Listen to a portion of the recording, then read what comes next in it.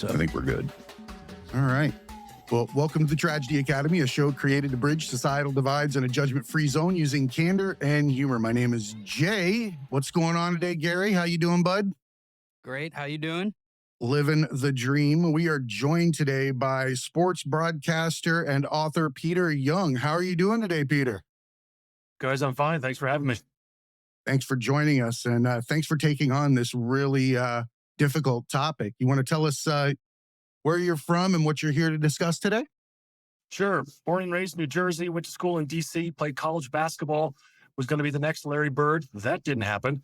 And then I got into coaching, was going to be the next John Wooden. That didn't happen. Then I got into sports broadcasting, was going to be the next Bob Costas, and that didn't happen.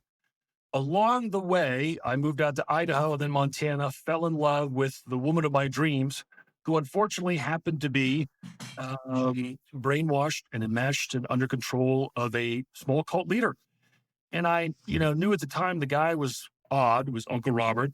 And then over the course of about 20 years, he took over our lives. I too was brainwashed, rescued, recovered, thanks to my faith, friends, and family, and got out. And then I wrote a book about it. Now here I am. I talk about it because while it was a horrible experience, I tried to use my story as a cautionary tale to help enlighten and warn others. I think that's a great segue into what we're going to discuss today, because I feel like our show tends to tackle something that I consider masks. I think that we wear them throughout our lives and we play to different types of roles or whatever reality has been pitched to us. And I feel like cults, or that word, some people are probably going to say they think when they hear the word cult, they're going to think of the major leaders out there, the Kool-Aid, the whole nine yards. But what we're discussing today is not necessarily the traditional word for cult, right? Well, okay. Or the when traditional people think of cult, description. sure. So when people think of cults, they might think of Jonestown, drinking Kool-Aid, Mhm. Heaven's Gate, Waco, David Koresh, etc. But cults at their core, because people do have a hard time with it. It's a very emotional, triggering word. At their core, they are undue mind control. So even though they all look different, they all have in common undue, manipulative, coercive mind control. So cults can be tiny. Cults can be just a few people, and that's what ours was. And I remember when I got out and healed, I remember thinking, oh, come on, it wasn't a cult. Yeah, it was bad. It was unhealthy. And then I started reading books on cults and it was like, we were a cult. And I think they're more prevalent than we know.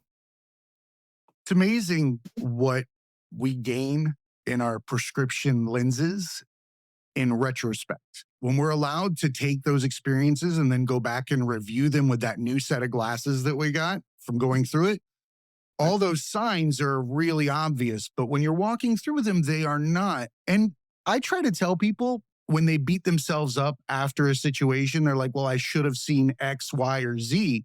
I'm like, well, if you had seen X, Y, or Z, you would have been the perpetrator, right? Well, Because you don't understand X, Y, Z. You're not capable of being that kind of human. Yeah. So what I like to say is no one ever knows they're in a cult.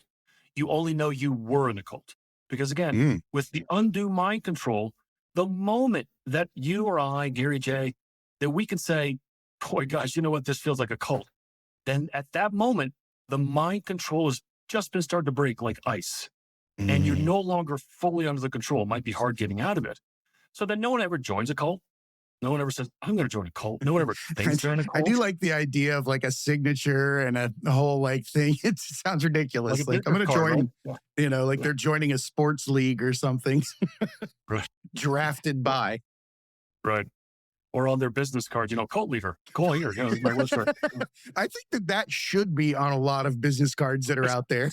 I feel like we're missing that like title. a lot. Yep. Like most corporations. Yeah.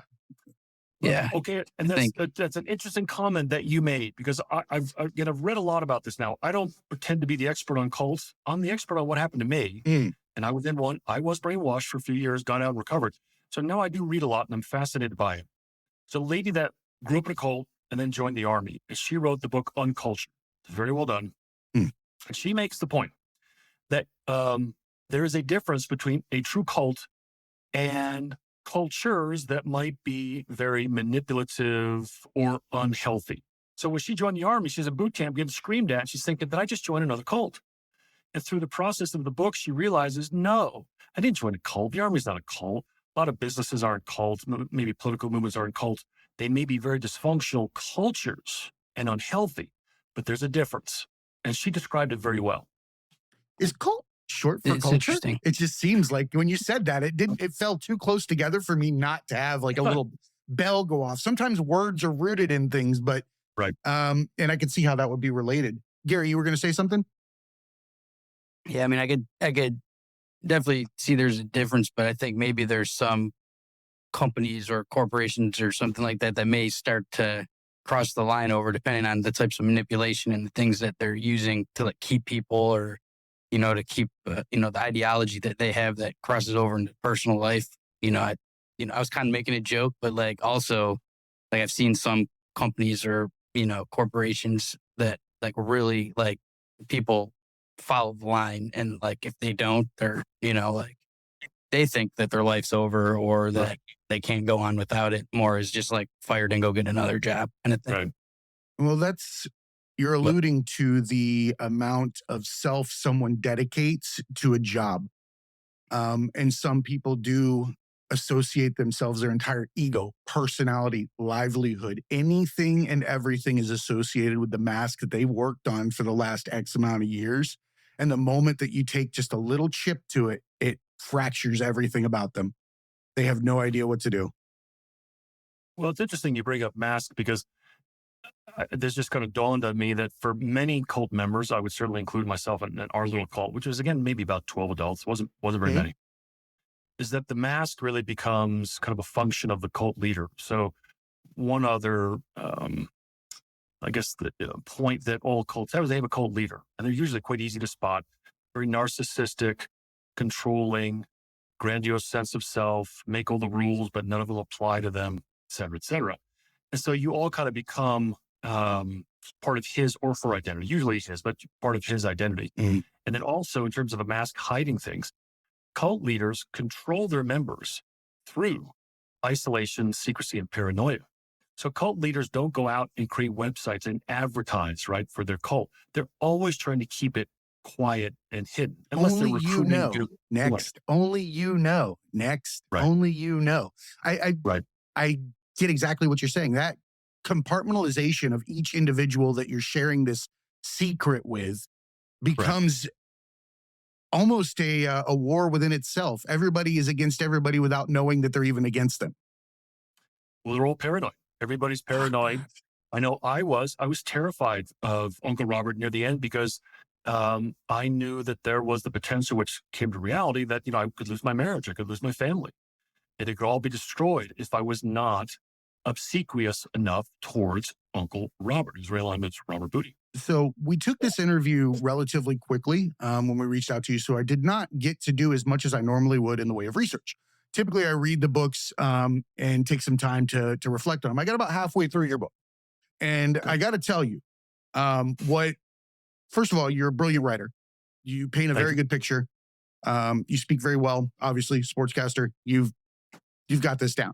That said, the way that you the way that this individual is brought into your life in small increments, in shadows, and in small ways really speaks volumes about exactly what you're talking about. That shadow, hidden self, I don't tell everybody everything about me in front of everyone, only in slices. It's really, really weird watching him pop up in the book. I was like, when is he going to show his face? His first one, I was thinking, as I was going through the first chapters, I'm like, this guy just sounds bad. Like, who's Uncle Robert? And as you allude to how he is behind a family and still maintaining his anonymity while controlling is what makes it so intriguing to read. And you want to see where it's going. Right. Well, and then I can just tell you the last, let's say half the third of the book is pretty intense. It's pretty hard to get through. The emotional and mental abuse and control laid on me at a time where I was defenseless was pretty bad. But, the phrase that would be used, which is really a biblical verse, would be about don't throw your pearls before the swine. You've probably heard that phrase. It does come from the Bible. The idea of don't throw your pearls before your swine is the pearls of wisdom. In other words, Uncle Robert was too brilliant, too smart. And if we shared it with our friends and relatives, they wouldn't get it. They don't understand. So instead of wasting his pearls of wisdom and sharing them with people who then might be a threat to us and Uncle Robert, we're going to keep it to ourselves. We're going to circle the wagons. And oh, by the way, only Uncle Robert truly knows the threat to mankind, which he was a raving anti-Semite. And so he believed that all of recorded history was basically a struggle between Jews and Christians. Goes back to the Bible. It's a fascinating theory. I think it's wrong. But because of this, we had to shred our trash. We couldn't say Jew or Gentile or Israel or certain words on the cell phone because, of course, Jews were listening in. And they were a threat to Uncle Robert, and thus a threat to all of us. On and on and on and on. So therefore, if we are privy to his pearls of wisdom, only we know the truth, the true gospel. And if others don't, they are going to be a threat to us. So now we're even more paranoid. Now we're even more protective of Uncle Robert because now we're special, right? That's what I was going to say. He gave you a certain level of specialness to feel that you've been entrusted with something that other people are not capable of understanding or having. That's pretty gross. And it's very typical of cult leaders because of the grandiose sense of self, right? And so then they bring along their followers with them. Only we know the true gospel. Unfortunately, as a Christian, this is far too common where people will then say, well, I have the true insight to the Bible. And then they just completely skew it and make it mean something totally different than what the word of God is meant to mean. So then if this one person has the truth, then his followers, as you say, are now special. We are all special. And so we didn't go out recruiting others, right? We were not on the street corner trying to sell flowers, raise money, or bring other people in, or record Uncle Robert on podcasts. We kept him hidden. We hid him from others, which should have been a red flag, right? You would think, well, wait a minute. If he's so sublime and brilliant and his understanding of the gospel is so spot on, why aren't we sharing this with everybody? Why are we hiding him? And that goes back to the brainwashing. When you don't know you're in a cult. And for years I didn't. Yeah. It's tough because it's like if someone's training to fight and you don't even know what a fight is, they're going to beat you. So like these guys train and practice manipulation and test it out on other people. And you're going through life not knowing that this type of person or this evil exists and that somehow 100%. you might be in this battle one day. So he's starting to play this game with you that you don't even know you're playing, and then eases his way into it, and he's great at it. It's what he does. He studies it, learns, gets better at it, So Robert was certainly a narcissist, a very, very smart man, very brilliant, had obviously a strong knowledge of psychology.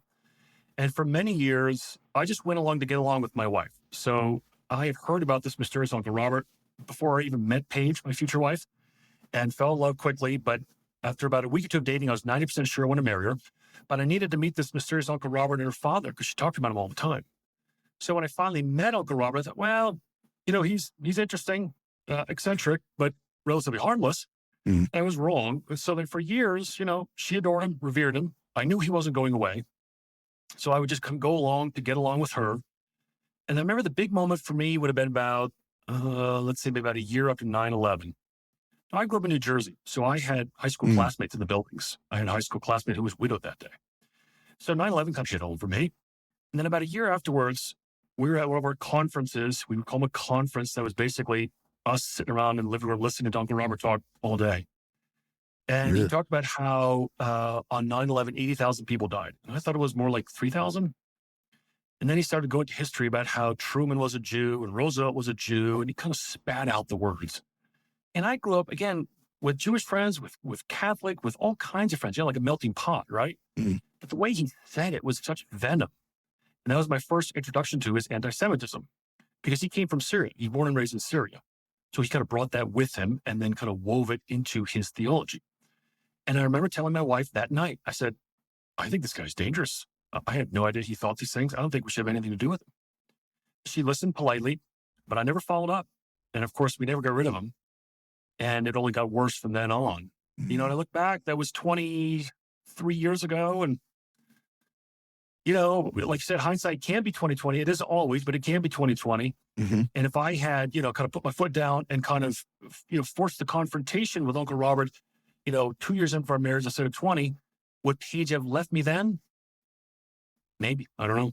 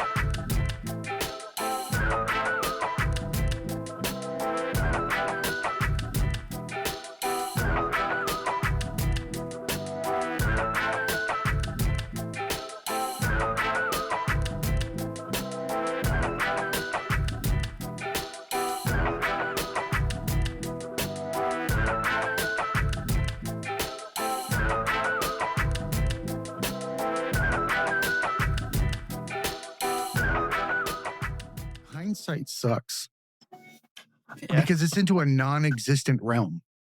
Yeah. Like none of what we want to have happened could have happened because it didn't. And to speculate whether or not we should have is still, it's painting a picture that doesn't exist. Yeah, it can be educational. Let me kind of lead into this way. Cult leaders never just spout nonsense right away. They don't lure people in by sounding crazy, right? They lure you in by sounding really good. I mean, after all, Uncle Robert would read the Bible to us, right? And he knew the Bible really well. But then, like, if you mishit a golf ball by this much, eighth of an inch, down the fairway 100 yards, it's going to be way off to the left or way off to the right. So 5-10 years down the road of Uncle Robert giving each and every Bible verse his spin, we're way away from the Bible, okay? So all that's to lead in to say that there were some things that he shared with me that I thought were quite valuable. One of them was he loved Eckhart Tolle. You probably read Eckhart Tolle is great. And there's parts of his books that I think, no thanks, are way out there, but parts of The Power of Now I think are brilliant. And you can only live here, right here, and right now. And there were some things about that. There you go. He's got a dude. I talk about that book because I do love now, because I don't believe that there's a past and a future. That's why I think that it's so beautiful that we have a present, and it's called that for a reason. Yeah, there's how many books try and talk about that, right? Dude. Dozens of books try and talk about being in the present moment. I just think Eckhart Tolle does a pretty good job with it. He does. I'm not going to say I believe with everything he says, but his description of past, regret, and the future, anxiety is brilliant. True. And so all that to say, for me, I share that because, again, cult leaders are often very smart individuals who will use excellent information to gain your trust. And then once you get in, 5-10 years down the road, you're like, how did I get here? And it's hard to see at the beginning. There was a line in the book that said, when Uncle Robert was present, all Jack saw was a mirror reflecting his ugliness. That was my former father-in-law.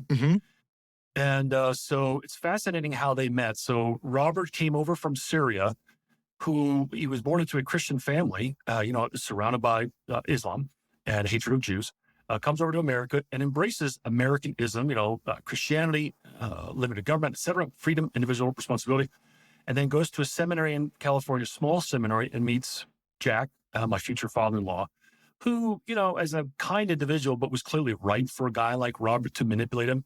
So Jack and his wife, Kathy, my former mother-in-law, have been really under his thumb mentally, emotionally, and spiritually for 50 plus years. They call him Dad. They're about the same age, but they call Robert Dad. And, that line in the book, my book is Stop the Tall Man and Save the Tiger, was from a reflection Jack gave years later after our marriage. So I married Jack's oldest daughter, and at the wedding that day, we had no idea, but he has thoughts of suicide because Uncle Robert was there. And he had been convinced by Uncle Robert that he was a fraud, a demonic fraud, and was not truly a Christian and saved. He'd been faking it all these years. So, of course, now that Uncle Robert has done that to this poor individual, made him believe he's a demonic fraud, he then swoops in about a year later and, quote unquote, saves Jack, which Robert then did with Jack's wife and Jack's daughter, my wife, and then eventually me, which is why Jack saw himself as horrible, as a cockroach of a father. Well, I would say that the narcissist is very good at creating a mirror for your imperfections. They want you to see the worst things about yourself when they look at you so that they are always inferior and that anything that you tell them will give them a better life. Yeah. You know, in the Christian faith, there is the idea that there is victory with Christ. You have conquered death, right? You improve because you have become saved. You are now a child of God. So there's victory in Christ, right? This idea of your life's going to get better. But with Robert and then my former in-laws, it was never that way. Like he was always a new babe or a new Christian who was always fumbling and getting it wrong and barely a Christian, but Uncle Robert's going to let it slide, versus Jack and the rest of us being able to mature and grow in our faith. That never happened. You were never able to do that because he wouldn't let you. Another story, which is fascinating. So in the Bible, it says that we have all sinned, right? And it's plural. and I can tell you that's for sure. I'm not perfect. That's why I need to be saved, right? That's the whole idea. Robert told all of us and claimed that he had sinned one time in his entire life. I'm sorry, I didn't mean to laugh. It's okay. I'm like, I sinned on the way to here with my coffee. Like, I swear I know I did. I only did it once. So like, for Americans, it is funny. It's fun to laugh. It's funny. Like, you know, back then, of course, we wouldn't have laughed. It's like saying I don't poop. Yeah. So like, we would like get kind of quiet and reverent around 9/11. Hope you don't say any jokes about 9/11 or Pearl Harbor, right? At least these seminal moments of death and destruction but growth in American life, right? And when Uncle Robert would talk about the one time he sinned, it became that same way, very solemn, quiet. You could hear a pin drop, almost tears in everybody's eyes. He was a child, and his father had given him instructions on how to use this little sling as a boy there in Syria. He disobeyed his father and threw the rock without looking where he's going, and he killed a little lamb. My God, he did a whole David and Goliath story about his sin? And for the love of Pete. One sin. Yep. Oh my God. And so it's very calculated because then, of course, I would, inwardly, I wouldn't dare say a word outside, out loud. Inwardly, I rolled my eyes like, you've got to be kidding. Come on. Right. Even when I was brainwashed, there were still points where I was like, really? Come on. Oh, yeah, but your uncle can be cool and still tell you big fish stories. Right. That was a big fish story. That was a really big fish story. But the point is, it's calculated because then he is further above us and we are further below. Thus, the control mechanism so that we will look up to him. So therefore, my in-laws would call him dad. We called him Uncle Robert, even though he wasn't related. I'm 6'5", tall and thin, former athlete. My wife was 6 foot, beautiful blonde, blue eyes. Robert Booty is like 5'6", bald, olive complexion, jet black hair, and he's got a belly. He shouldn't he have been like a WWF wrestler with that name, Bob Booty? And he's not like, hey, he missed his calling, man. Not cult leader. He should be in the WWE. Your name's Bob Booty. That's what you should be doing. Not hurting people like this. Sorry, I don't take anything too seriously too long. That's okay. That's okay. So, most of what he did would have been very calculated. So then, of course, he only sinned once. At one of our conferences, we would tell our testimony. A testimony for the Christian faith is simply, what has God done for you? Well, he saved me, right? So you tell the story of how you became a Christian and what the Lord has done for you. That's your testimony. Simple as that. And we would all tell ours. And of course, mine got ripped to shreds. And then my wife and Uncle Robert and everyone else didn't think I was a Christian. I wasn't saved because you had to go through him. Yeah, I read that. Your wife actually told you at one point that she did not believe that you were saved at all before you even went down the path with her. Yep. So the title of the book, Stop the Tall Man, Save the Target, you might be thinking, where did he get that from? I do believe that the Lord can speak to us in dreams. He's God. Why not? He can do whatever he wants. Paige had a dream right before we met, and Uncle Robert was able, she shared the dream with him.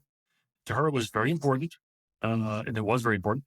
And he shared the dream with her, and he was able to completely twist the meaning of the dream to where he was the hero, when in reality, the dream was to warn Paige about him. And I have a small role, I'm the tall man, in the dream. And by his ability to twist the dream around and make him the hero, I then became the villain. And so maybe not the villain. that someone would actually steal your dream, insert themselves into it to be able to maintain a position of control. Absolutely. Yeah. Paige had been baptized a few months before the dream, but Uncle Robert didn't do the baptism. He wasn't even there. He was livid. Oh, he had to be pissed. So part of this long letter that he wrote detailed that. Of course, he said, I wasn't offended, but then he took a couple pages to describe how offended he was. And then he went into her dream. And in the dream, there's a tall man that comes in to kind of rescue her. But she can't see the face of the tall man. Again, Robert Booty's about 5'6", I'm 6'5". And she couldn't see the face of the tall man in the dream because we met like a month later. And again, I mean, I could describe the dream to you, and anybody with half a brain could say, well, I know what that means. It's obvious. But then in this long letter, Uncle Robert wrote to Paige, he tries to say, tall man in the dream, but, tall in the illusory, tall in the illusory, but short in real life. In other words, he was trying to claim he was the tall man, even though he's literally like 5'6". So he tried to insert he had himself. a dream Napoleon going on. Yep. And Paige believed it. Paige was vulnerable. Man. Yeah, Paige was vulnerable, and she believed it. So then, therefore, she's like, well, I must not have been saved. So she allows Robert to save her. And then that line that you talked about, Jay, where then she comes back to my apartment and says, well, in her mind, 2 + 2 = 4. Yeah, Peter he saved her in a car, right? On a ride? Yeah. A drive somewhere? Yeah. Drove her to the airport, up in Spokane. And so then when she comes back to see me, of course, she sees how hard it was for her to be saved. She needed Uncle Robert. Well, Peter can't be saved because he's never met the guy. What a gatekeeper. Yeah, exactly. Tell me what a gatekeeper is to you.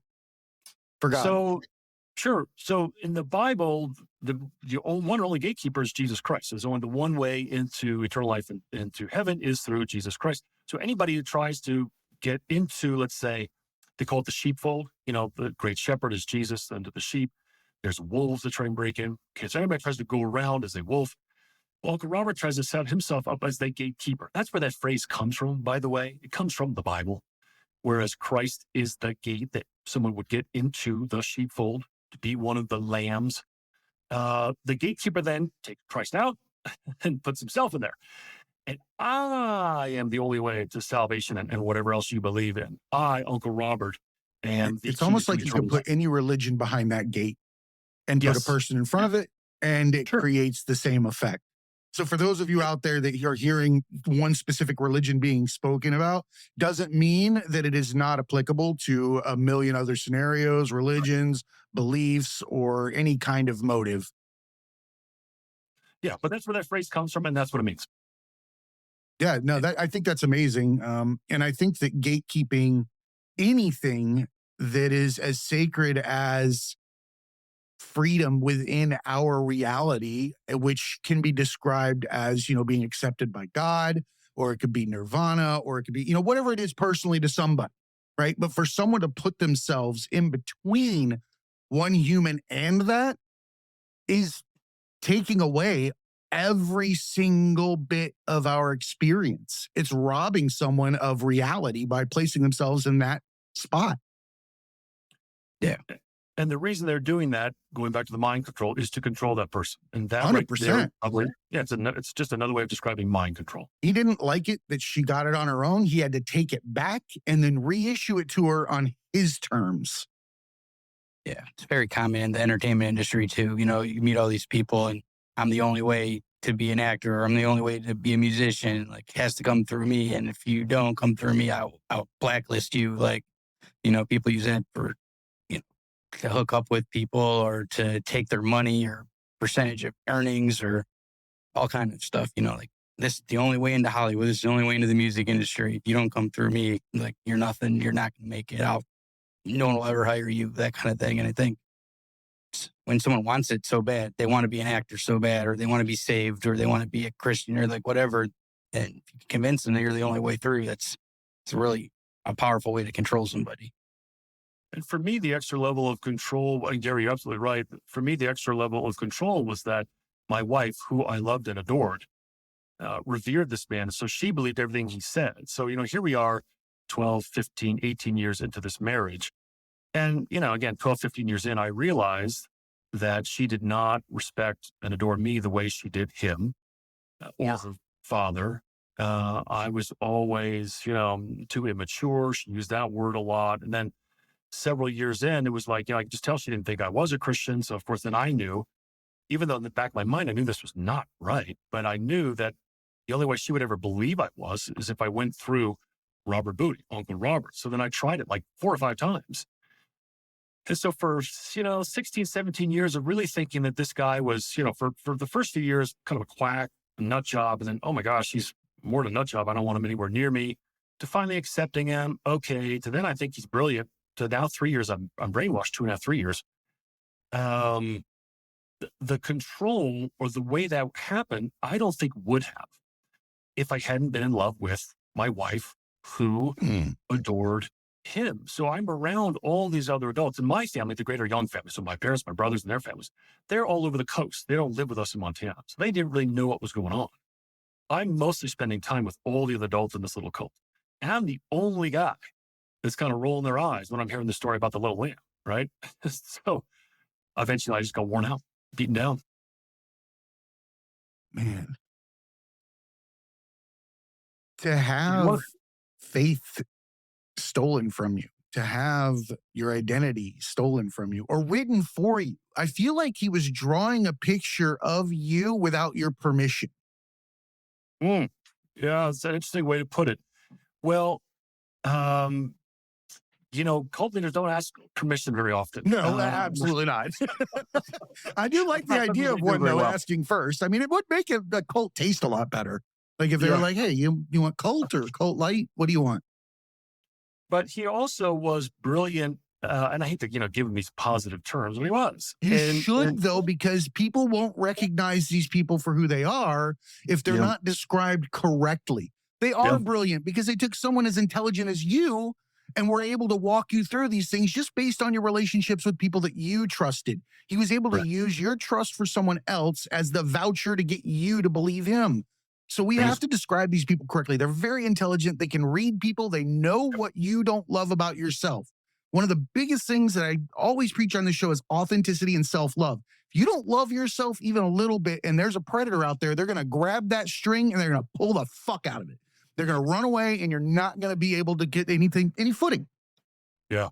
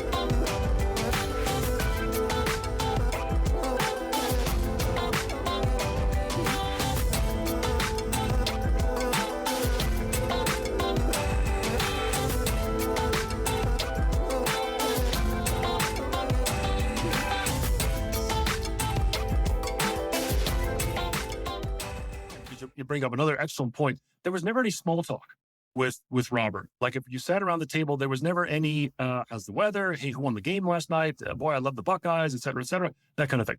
And if there was something that was bothering you, Gary, or there was something bothering you, Jay, or if you sat down at the table and he knew that you guys were a little doubtful of him, there would be no, hey, let's try and build a bridge of friendship. Maybe let's go get coffee next week and talk about it.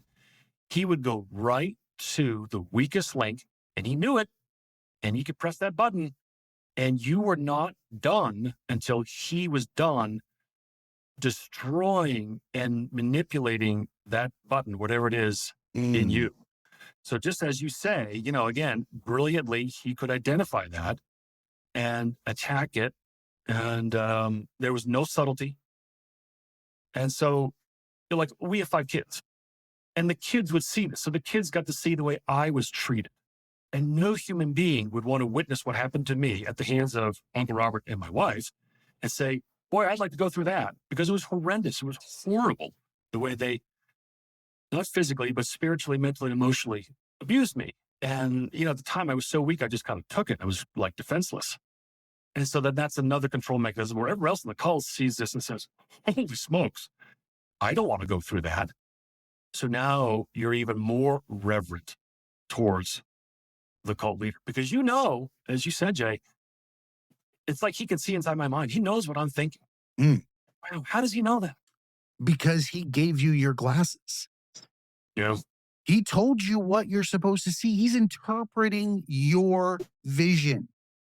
If somebody is placed in that position within your life, and that is the most control you could possibly have. To be the interpreter for someone's eyes and ears, and to tell them that their own God-given senses are not capable of making the deductions that this man is capable of, you're in a world of hurt in that situation. And then I really like to point out the fact that when someone like yourself has a spouse involved with it too, I think we should bring it up again. It's harder to doubt someone you love and someone else at the same time. Right. That's too fatiguing. You can't do that. It's a circle that will never work. You'll end up giving up. You'll get beat down. Yeah, the phrase I use is cognitive dissonance. So for years, I love my wife. She has 2 master's degrees. I adore her, love being married. So she's a very smart person. And yet she believes and reveres this guy that for many years I thought was an absolute quack. So here's this cognitive dissonance. I love her. I respect her. But she agrees with this guy. How is this possible? And so all of this kind of exhausting mental gymnastics I'm trying to go through in my mind to say, you know what? My wife loves and adores this guy, Uncle Robert. Boy, I wish he wasn't a quack. I wish he was really brilliant. And then I convinced myself over the years that he is. And one of the ways I do that, or maybe let's say that's maybe impressed upon me, is cult leaders don't allow questions. And I always like to say, and this is obvious, I didn't make it up, but the truth doesn't mind to be questioned. The truth loves questions. The truth doesn't hide from questions. It only has one thing to tell you. Yeah. The truth. And yet every time I would question him, well, wait a minute, what do you mean, all the Jews are out to control? Like, my buddy from high school and college is Jewish. I was in his wedding. He was in mine. I can guarantee you, Dan has no idea what you're talking about. He's not out to get anybody. And I would never get an answer. The answer always was, Peter, why are you so stupid you can't understand me? Yeah. That was really, in a nutshell, the only answer I would get to my questions. That's ridiculous. Yeah, I always laugh when I think about the sheer magnitude that people believe conspiracies can get to with regard to regular everyday people. I'm like, there is no possible way this is happening, because I know Sarah, Mark, and John can't keep a secret for 10 minutes. And this is supposed to be amongst 10 million? There's no damn way this is happening. Like, how are we taking this? But we do. We start to believe that there's some kind of ulterior motive to everybody else, when in reality, we're all just worried about what other people think of us. Right. And I think partly the reason some of these ideas take root is because then it gives us the ability to say, well, we're smart because we figured it out. We sniffed it out. We saw that this is what's really going on. So therefore, we're smarter than everybody else. Did you get to the point in the book where it talks about casinos? Because I think that's another one that'd be kind of funny and interesting to talk about. Dude, I did not get to the casinos, and I wish I had, because now Gary has a lot of familiarity with that world. So I'm curious to see how this unfolds. Oh, Gary, you're going to love this. So every summer, my in-laws would go down to, Robert lived in Southern California. We all lived in Idaho and Montana. And they were teachers, so they would spend a couple of weeks with him in Southern California over the summer. And then they would always stop by our place on the way home while I was still married. And they had a halo effect. In other words, whatever Uncle Robert was talking about, they could not stop talking about. And one year it was casinos. And my father-in-law told me that casinos were the true churches in America. And that all the churches we go to on Sunday were a waste of time. And the true churches were in the casinos. And I knew, don't argue, because Uncle Robert said it and he's going to fight it to the death. So he believed that anybody could go into a casino, regardless of your profession, your bank account, whatever, your success in life, and be blessed by the Lord. And I would say, okay, I'm going to try to keep it open mind here. Fine, but I see people worshiping money. I don't see people worshiping the Lord in a casino. And then there was an Indian casino on a reservation in northern Idaho, the Coeur d'Alene Casino, where they would go, so they, as in my wife, my in-laws and Robert, and they would call it the office. And I think probably they called it the office because they didn't want my kids to know. Okay, we had 5 young kids at the time, that they were going to the casino. They would go every Friday night, every Friday and Saturday night. They would go to the casino. And that was literally their office because Robert did not have a real job. He did not have a paying job / career. And he would go, and that would be how he would earn his money, by going to the casinos. So the casinos were simultaneously the true churches in America and the office. And I kid you not.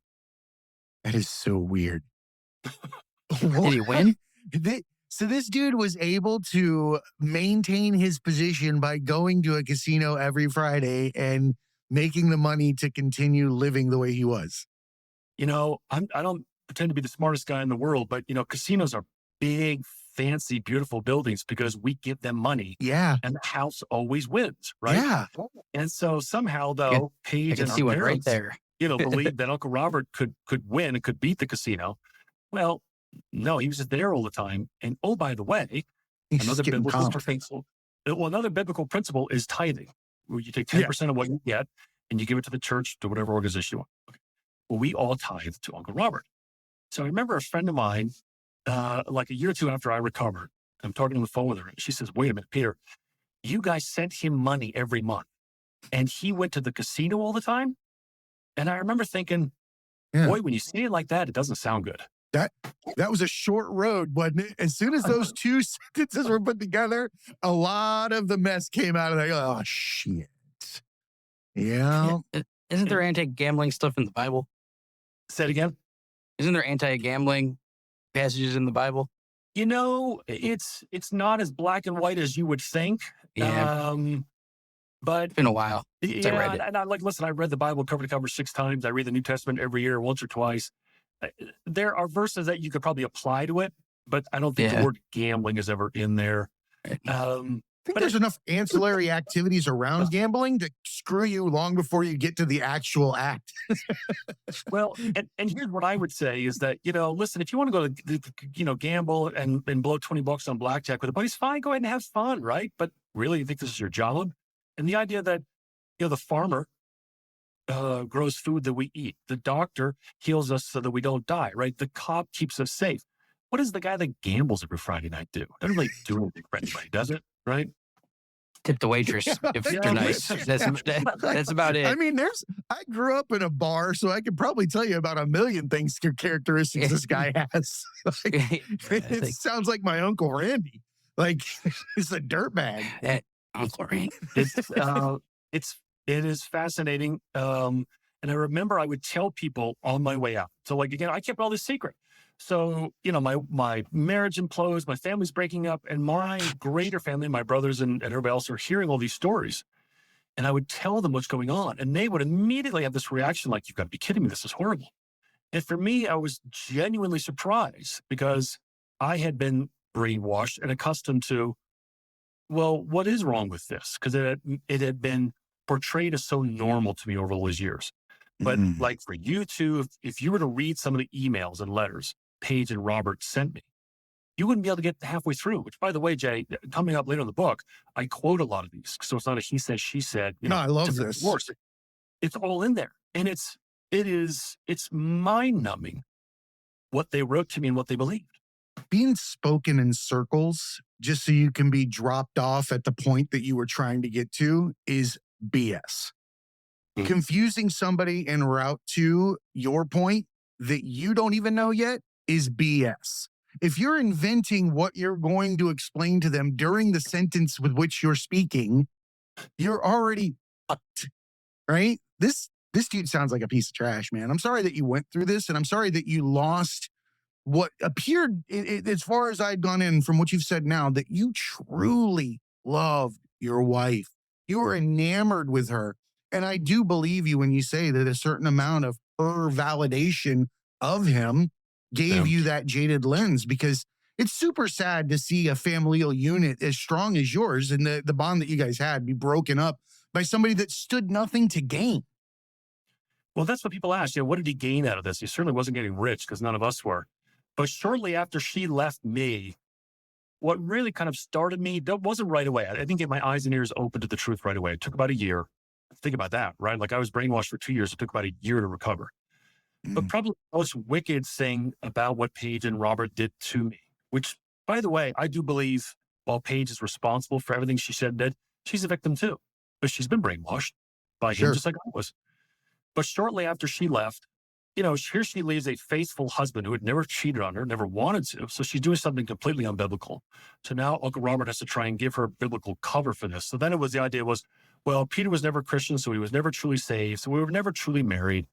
And then around this time, I became the devil. I became Satan. I was a sorcerer, a slanderer, a liar, a coward, an alien, a fraud, et cetera, abusive, et cetera. And by the way, we never even fought. I raised my voice at her one time in 20 years. I truly love this woman. Okay, so she's teaching all the 5 children this because, if you think about it, well, I told all the kids, listen, I'm sorry. I took all the blame for this, the breakup, and I still love you and I love your mom. So for the kids, wait, if daddy loves mommy, why did mommy leave daddy?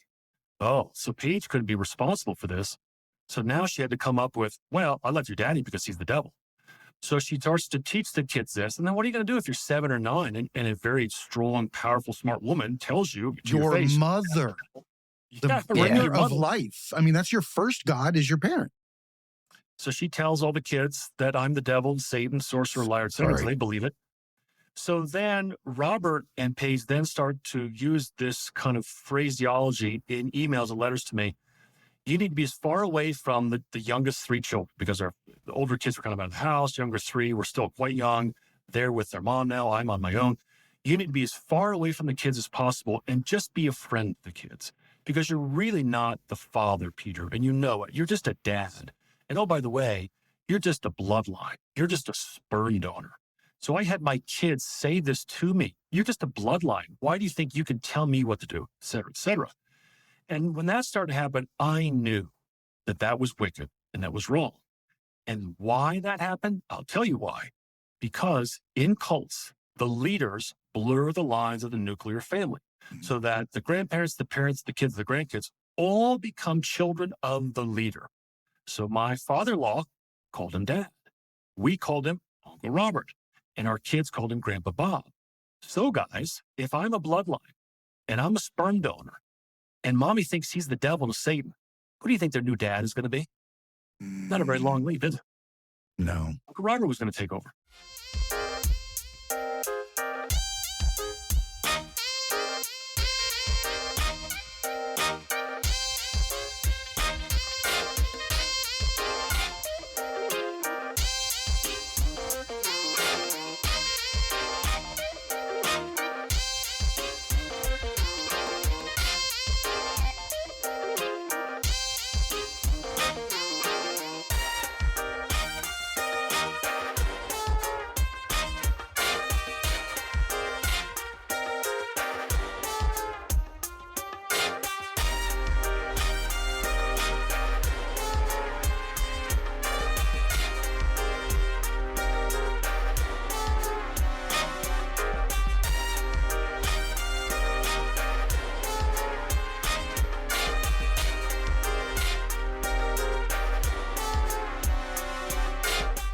What does that do to a man to have his children taken away from him by another man through psychological manipulation?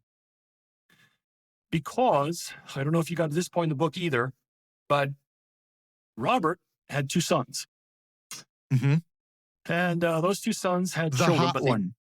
they had a daughter. I remember the one being described as the hot one by your wife and friend. Yes, right. So the Or 2 wife and sons, sister. Yeah, my sister-in-law, who was later shunned. So Uncle Robert now has no grandsons. He only has granddaughters. And Paige was so distraught that Robert's precious bloodline would not continue, but would stop, that when we were in our mid-40s, she's early 40s, we had a date night, and we had 5 kids. We planned on having a 6th. We talked about it, having a Matthew. And I, never met Robert's daughter-in-laws. I never met his granddaughters. Paige wanted to become a surrogate and have Uncle Robert's grandson, through one of the sons, who I'd met once. And I was not only furious, but aghast. You've got to be kidding me. So here it is, a few years before she leaves me and is impugning me and demeaning me and mocking me as a sperm donor in a bloodline.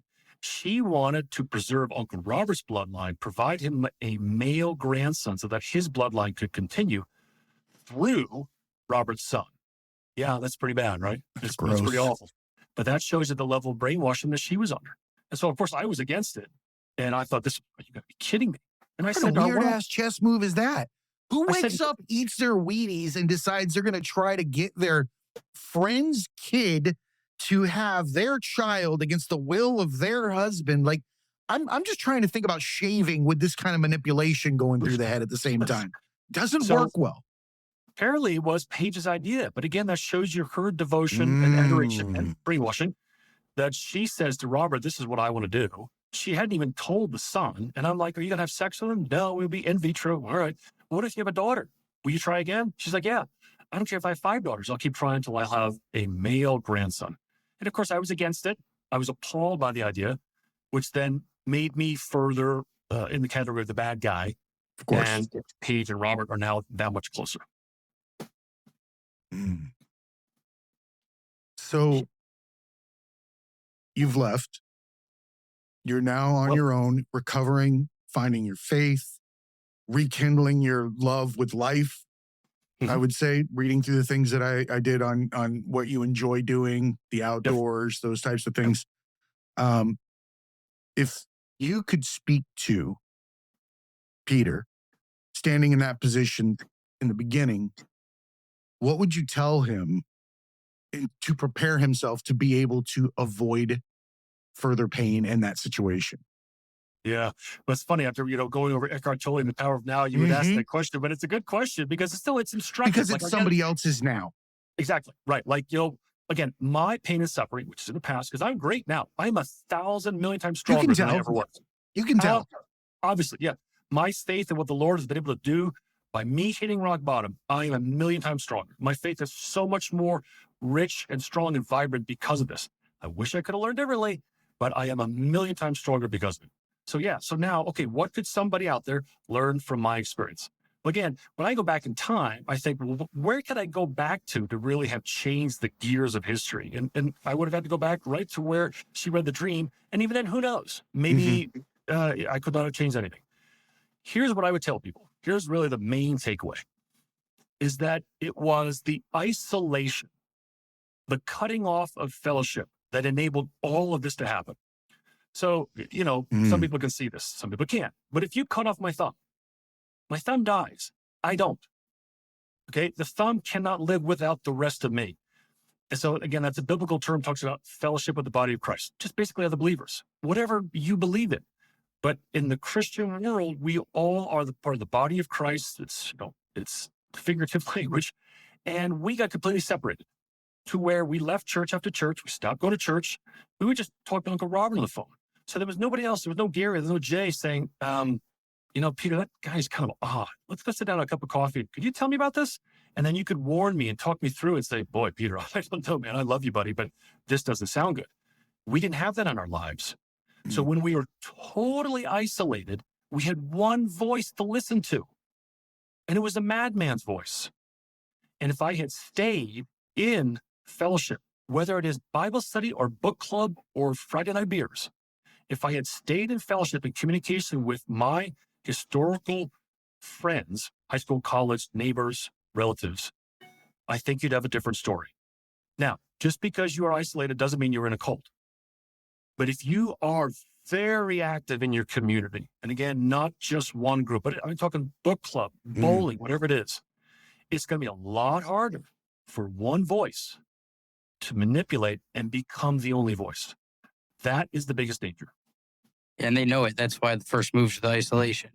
Separate from the family, the friends, and you can't achieve that if going to work every day with a bunch of people. You got a bunch of buddies and close with your family, because they're all going to be like, this guy's nuts. And eventually it'll wear it down. But I think as soon as they pull you away, that's the rough part. Exactly. Yeah, I think it was a perfect storm. The woman you love, the isolation, and a guy that just spent every moment of his life like studying and like thinking about how to do this to people. Did I answer your question? You did. You answered my question. I think that I'd like to say just briefly, I believe that one of the greatest tools to prevent these types of scenarios throughout life where someone else gains control over your self-love or your thoughts of who you are, and that is that we have to understand that we're perfect the way we are, that we aren't flawed to begin with, and that there's nothing that anybody can hold over us if we love ourselves unconditionally. We're not at a deficit to life. We're not in need if we love ourselves unconditionally so that someone can replace our issues with themselves or plant seeds and things like that. I always like to believe that the more that we love ourselves, the more confidence we have, the less opportunity there is for things to infiltrate that don't belong. Well, it's your show, and I don't mean to be the guys that rains on your parade, but that would be actually not the biblical viewpoint. I know what you're getting at. I would just add in that once you have surrendered your life to the Lord, then yes, you're where you just described. And That's my we can always agree to disagree or how Right. we look at it. But I believe that at the root of most religions is that we're supposed to love each other and ourselves and respect what we've been given. And I think that for me to be anything but me, the way that I was intended to be is a slap in the face of whomever or whatever made me. And that's simply where I come from on that. Sorry about that. I would agree with that too, because the Lord took the time to create you. You. And it's whatever the picture is for whomever Lord is, just understand that you were made that way. And that is a lot smarter than me. I can't create me. Like, who am I to say it's wrong? Right? But I'm not going to take the word of other people to give me my worth. And that's what I am trying to convey, is that self-worth comes from self, doesn't come from outside. And I appreciate that you have such strength in your vulnerability and with your familial bonds to discuss things like this in front of God and everybody makes you, a target to yourself, because you have to continually look back at what you've gone through and second guess it. But it seems as if you have really put a lot of things to rest, and that your confidence in what it is that you're putting out there now is going to resonate with people that find themselves in similar situations. So we can say Eckhart Tolle, the power of now, this type of thing, but it is always somebody's now. We're just in different cycles of each other's lives. So if we have something that comes up, it is our duty to stand up and raise a red flag and say, hey, look, guys, this is something that you might want to avoid. I can't tell you not to, but I can show you how I changed my path, and I can stand here as an example. If I can stand here as an example, then other people will maybe find their way too. Exactly. Like, I don't look at what I'm doing or, writing, a book, a memoir, dwelling on the past. I don't look at it that way. I look at it as I went through something really bad, but I learned a lot. So I'm going to share what I learned with others. And hopefully that will help you. Was it tough to do that? It's to go out there, be vulnerable and tell everybody your story and be judged and questioned and everything that comes along with it. How long did it take you to say like, hey, there's some good I could do with the world by sharing this and to get out there and start talking about it? So, it's interesting because unfortunately what happened was we have 5 kids. I don't want to get into too much, but obviously the legal battle, once Paige decided to divorce me about where the kids would go, took many years. And of course, cults are abusive towards kids. So I knew I didn't want them in that scenario. The cults agreed with me, thankfully. And so the 3 youngest kids, did live with me for the last 5 years. It's still an ongoing battle, but they have learned and grown a lot. So one of my lawyers is like, could you just, give me 5 pages of, when you were married, when the kids were born, et cetera. So that 5 pages became 10, became 20. And then during COVID, when everybody's at home, it just came out of me. I could not move my fingers on the keyboard fast enough. I sat at my computer, wrote 4 or 5 hours a day. And it was incredibly therapeutic. I was going to say, I love it. I think that I'm only interjecting here because I think that you have hit on something for millions of people across the globe during that time frame. That pause button, that stick in the spoke of the proverbial tires that is society and the way we go over and over and over again. That moment of clarity, I think that there were two types of people that came out of the pandemic.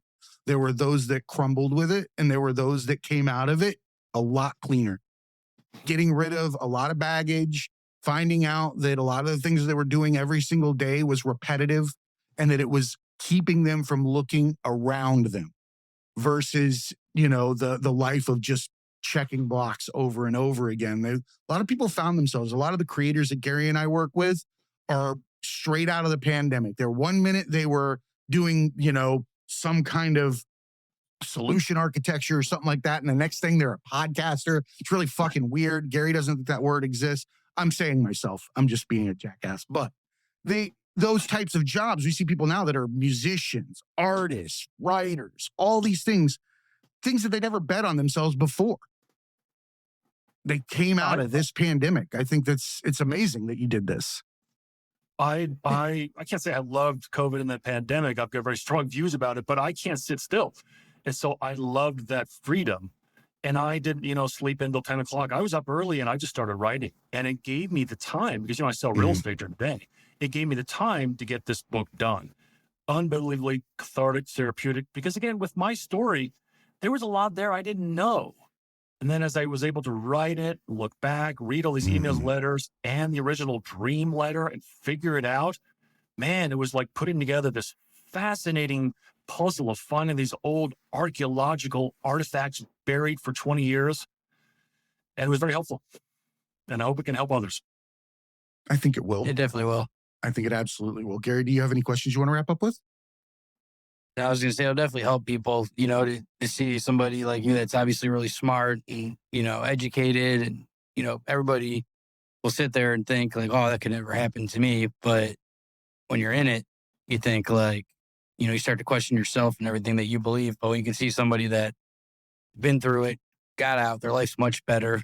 I think like a lot of people, if they hear this, it just takes one little spark, I think, to get somebody to start believing in themselves and start on that path, like you're saying earlier, like the one break, like soon as there's a little break, I think, that's when people run and they get away from, and it doesn't have to be a cult, it could be an abusive relationship or a job or anywhere else where somebody else is controlling you through manipulation or anything like that. And you think there's no other, no other way out, no other reality for you. I think the more people see the success stories, the better. Yeah, I would agree with that. It's well said, Gary. We have to see where our energy is being dedicated to at the end of the day. Everything's a pendulum, swings back and forth. And if we're dedicated to something that is not making any forward momentum or creating any good, then we're just swinging. We're not doing anything worth a damn. Do you have anything that you want to put out before we go? You want to tell people where to find you, where to get the book? Sure.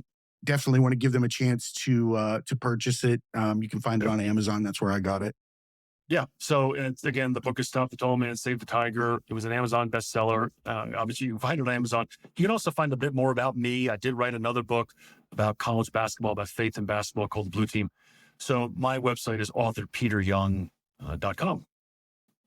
I absolutely love that book. That's is that fiction? That's a novel. The other one? It is. It's based on my life, but I always tell people it's fiction because the main character is good and the team was good. That's where the fiction comes in. Right. I love that. Well, you're a brilliant writer. I'm going to check out that book too, because the way that you weave a tapestry of descriptions is super cool. So I want to get into that book too, especially since there's a little bit of fictitiousness in it. I like a little bit of the fun stuff. And I'm working on the sequel to The Blue Team as well. That will be out here in 2024. Check you out, man. You can't stop it. Once that fire is lit, it's uncontainable. Yep. That's what it's all about. Well, I appreciate you, Gary. I appreciate you as well. Remember, everybody, be cool and keep learning.